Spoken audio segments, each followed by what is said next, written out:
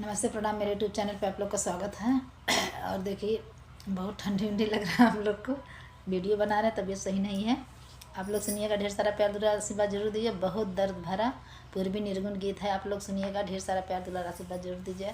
Comment पे नए हो channel को लाइक सब्सक्राइब जरूर करिएगा प्लीज़, और कमेंट करके ज़रूर बताइएगा कि हम लोग का गाना आप लोग को कैसा लगा। कि लाल की वहरवर लागल, अचार गो कहरवर लागल।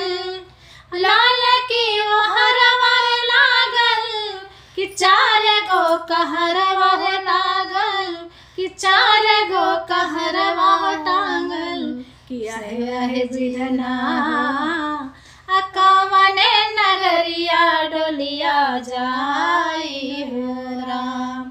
आहे विधना कवने नगरिया डोलिया जाई हो राम। उत्तर की दक्षिणवा जाई, पूर्व की पश्चिमवा जाई, पूर्व की पश्चिमवा जाई।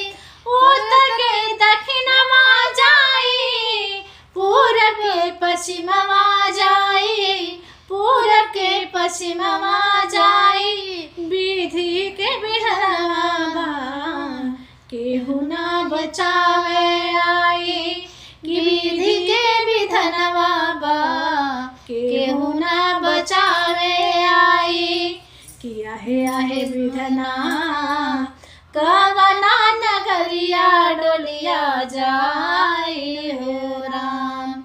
आहे विधना कवने नगरिया डोलिया जाई हो राम। कि नाही रे गहनवा जाई, नाही रे खजनवा जाई, नाही रे गहनवा जाई, नाही रे खजनवा जाई। कि तोड़ के पिजड़वा एक दिन उड़ी रे सुगनवा जाई। कि तोड़ी के पिजड़वा एक दिन उड़ी रे सुगनवा जाई।